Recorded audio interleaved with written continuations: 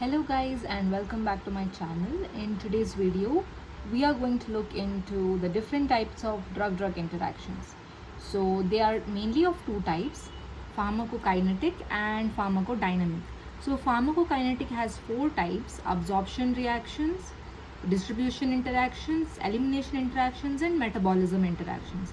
And we will look into each one of them in detail. And we have pharmacodynamic, which is additive interactions, synergistic interactions, antagonistic interactions and potentiation effects. So we have four under each and we will be learning them one by one.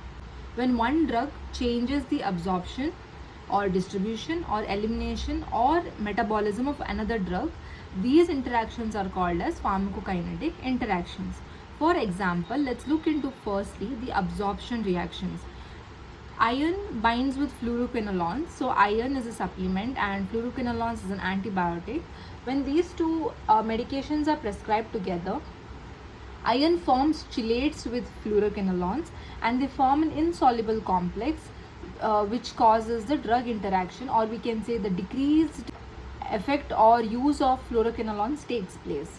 So we should always make sure that iron and fluoroquinolones are not prescribed uh, at the same time. So we can alter or we can improve this drug interaction by maintaining gap between the iron and the fluoroquinolones. So here are some other examples. The first one is activated charcoal and paracetamol. Activated charcoal has large porous surface area and paracetamol molecules will adhere to this surface area, and we can use this combination in cases of paracetamol poisoning. So the antidote for paracetamol poisoning is N-acetylcysteine. We sometimes also give activated charcoal so that the paracetamol absorption is reduced from the intestine, and it will help in eliminating the paracetamol better.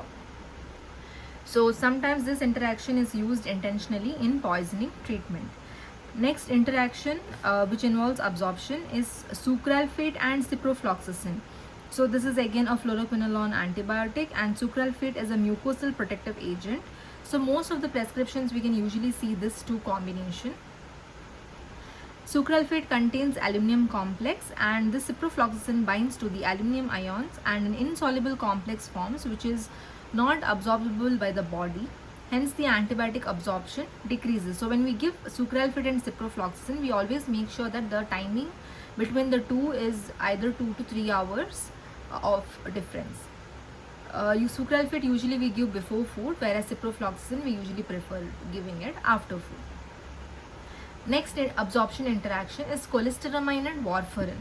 So cholestyramine is a bile acid sequestrant. It will help to reduce the cholesterol in the body, and warfarin is an anticoagulant which helps in anticoagulation.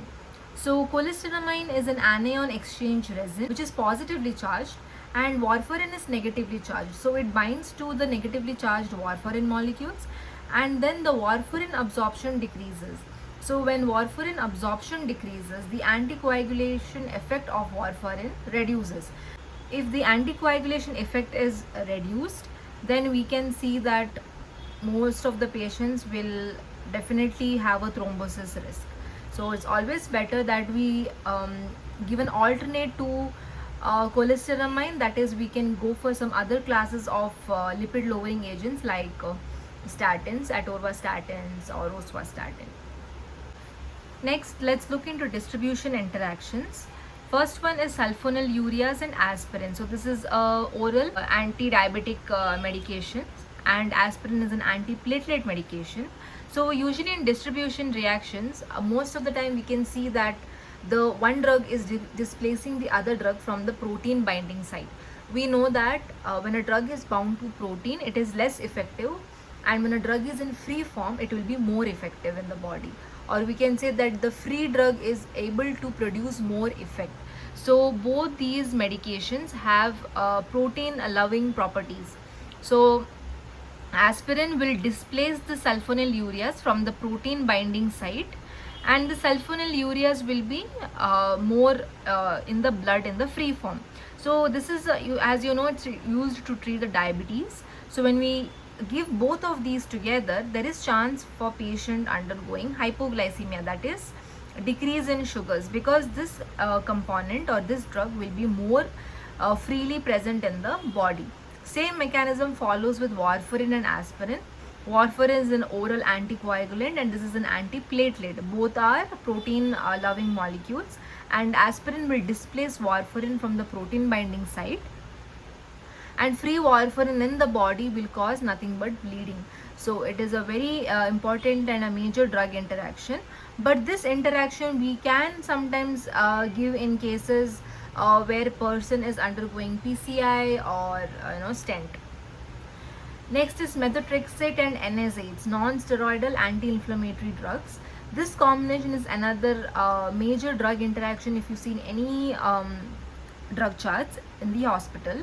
So the NSAIDs will displace the methotrexate from the protein binding site, and when methotrexate is available in the free form, methotrexate, it will cause increased bone marrow suppression and nephrotoxicity.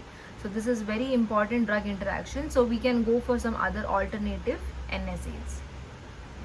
Next, let's look into the elimination interactions. So we have one example, that is probenecid and penicillin. So probenecid is a uricosuric agent which will help in treatment of gout and hyperuricemia. Basically higher uric acid levels in the body are treated by this agent called as probenecid. So this agent, when it is given with penicillin, which is an beta-lactam antibiotic, what happens is that probenecid will block the transporter which helps elimination of penicillin, that is the P-glycoprotein protein, and it has a transporter called as organic anion transporter, OAT.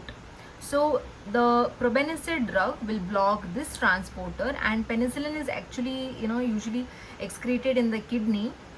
So in the kidney this process won't take place, so elimination will be lowered, or we can say slowed down. Because of this, penicillin will be more easily available in the body for a longer period of time, and it causes we can reduce the frequency of penicillin prescription, so that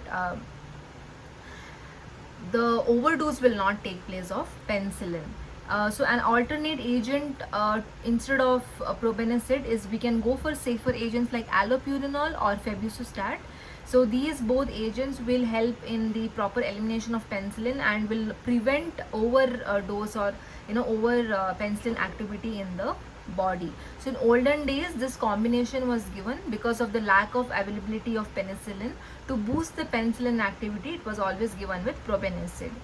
And another example is cholestyramine, which we just saw. It is an anion exchange resin, and it acts also with penicillin in the same manner, and it prevents the penicillin elimination in the body.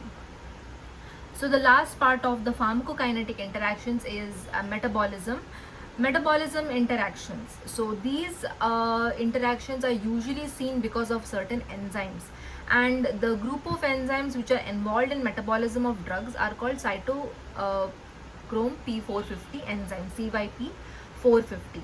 So these enzymes are majorly present in the liver, and liver is the primary organ for the drug metabolism. So whenever a drug has to show its effect, it has to undergo metabolism, and the cytochrome P450 enzymes are either inhibited or induced by drugs. So a drug can be an enzyme inducer or an enzyme inhibitor. If a drug is an enzyme inducer, it increases the cytochrome P450 or the enzyme activity, and if the enzyme activity is increased, drugs are metabolized faster. Faster metabolism eventually leads to decreased drug levels, and this eventually leads to treatment failure. If the drugs are enzyme inhibitors, they decrease the enzyme activity, then the drugs are metabolized slowly.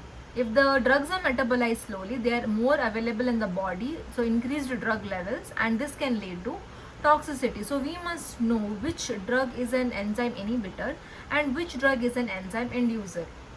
So if you look online, there are multiple drugs which are enzyme inducers, which are enzyme inhibitors.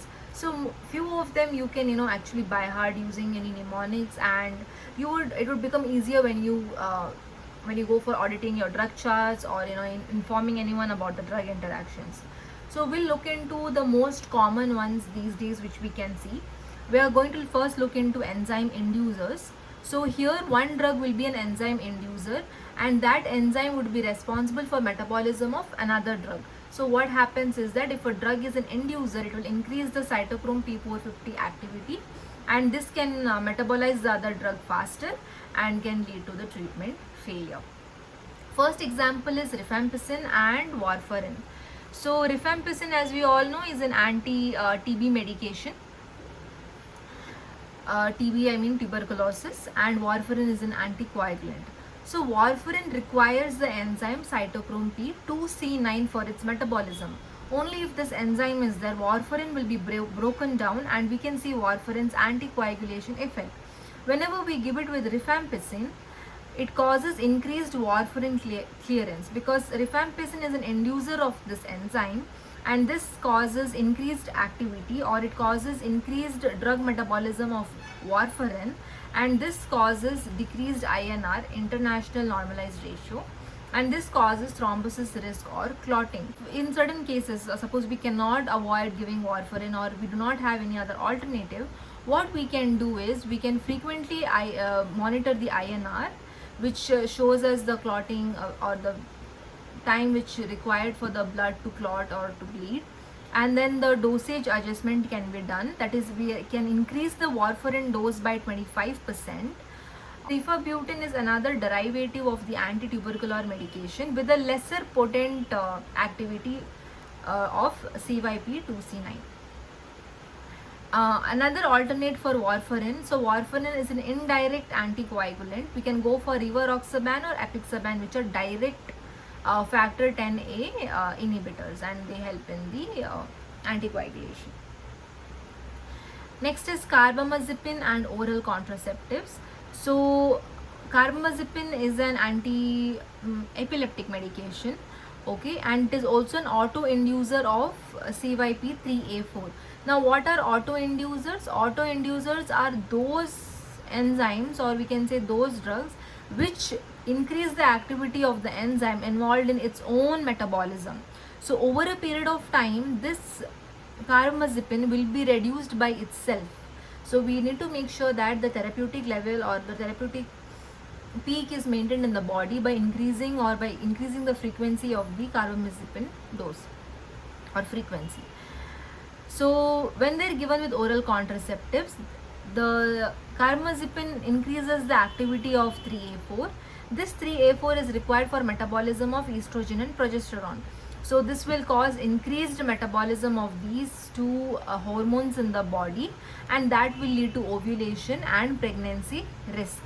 So what we can do in this kind of interaction, we can change the oral contraceptives. We can treat with an additional contraceptive, that is copper IUDs or levonorgestrel, which is a progesterone, and medroxyprogesterone acetate injection, so that there will be an added contraception effect. Next is carbamazepine and doxycycline. So carbamazepine, as you know, is an anti-epileptic, and doxycycline or anti-seizure, we can say. Doxycycline is a tetracycline antibiotic.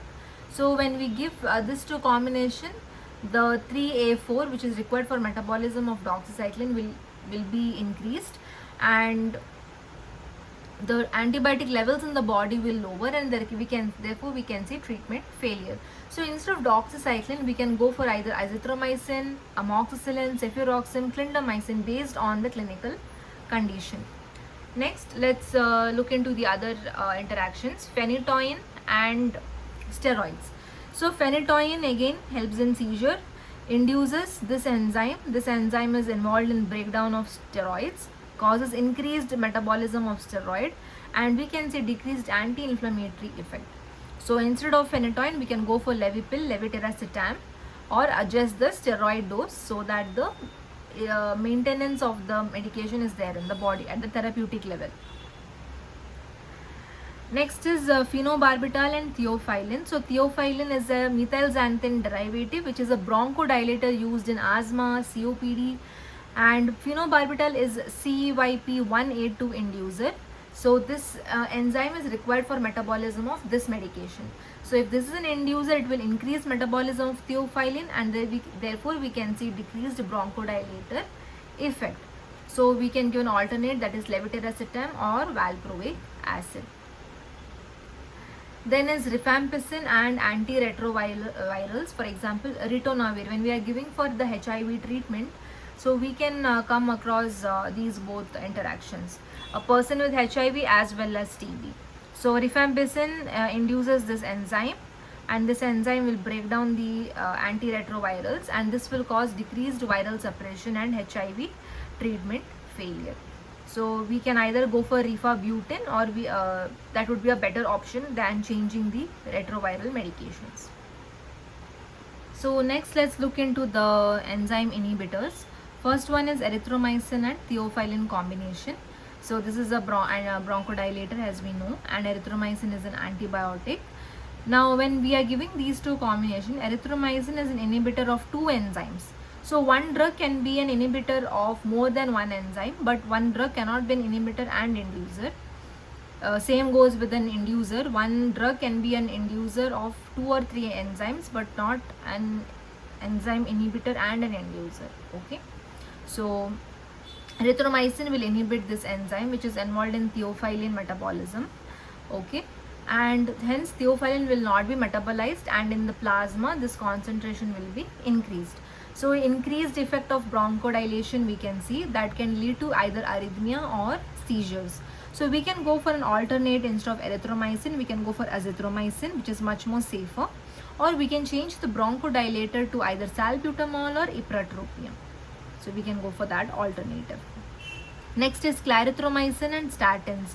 So these are lipid lowering agents. Clarithromycin is a macrolide antibiotic. When we are giving this combination, statins are metabolized by this 3A4 enzyme, and clarithromycin will inhibit this enzyme. So inhibition of the statin metabolism, that can lead to increased muscle toxicity, which is in medical term called as rhabdomyolysis or myopathy, that is muscle pain. Either we can give an alternate of statin, that is rosuvastatin or pravastatin, or we can change clarithromycin to the azithromycin. Next is amiodarone and warfarin. Amiodarone is a class 3 antiarrhythmic medication, which is a potassium channel blocker. Warfarin is like an anticoagulant, so we need this enzyme for the metabolism of warfarin. Amiodarone inhibits this enzyme and prevents warfarin metabolism. Decreased metabolism leads to increased INR or bleeding risk. So we can change the amiodarone to a beta blocker, that is sotalol or dronidarone. Next is ketoconazole, which is an antifungal medication, and midazolam, which is a benzodiazepine. Ketoconazole causes the inhibition of this enzyme, which is involved in metabolism of midazolam, and hence the benzodiazepines levels will increase in the body. So we can see excess sedation or respiratory depression. So instead of giving azole antifungals, we can go for other itraconazole or fluconazole. And instead of giving midazolam, we can go for lorazepam. Okay. Next is ritonavir and benzodiazepine. So ritonavir is antiretroviral. When we are giving it with benzodiazepines, it causes inhibition of this enzyme, which is required for metabolism of benzodiazepine. So benzodiazepines will not be metabolized and excess sedation is seen, and this can cause patient or therapeutic failure. So we will go for an alternative instead of benzodiazepines to the lorazepam. And an important drug interaction which we are most people coming across these days is omeprazole and clopidogrel. Omeprazole is a proton pump inhibitor, and clopidogrel is an antiplatelet medication. It is converted to active form in the body with the help of this enzyme. Clopidogrel will not show effect as it is, it will be converted to active form. And for this conversion, it will need this enzyme. Omeprazole inhibits this enzyme, decreasing the platelet inhibition. And we can see a decreased antiplatelet effect. So I hope pharmacokinetic drug interactions are very clear to you guys. If you have any doubt, you can definitely drop a comment down below, and also let me know if you have any other doubts on how the mechanisms work, and or how the enzymes help in the inhibition or the induction of the other drugs. Thank you for watching, and see you in the next video. Bye.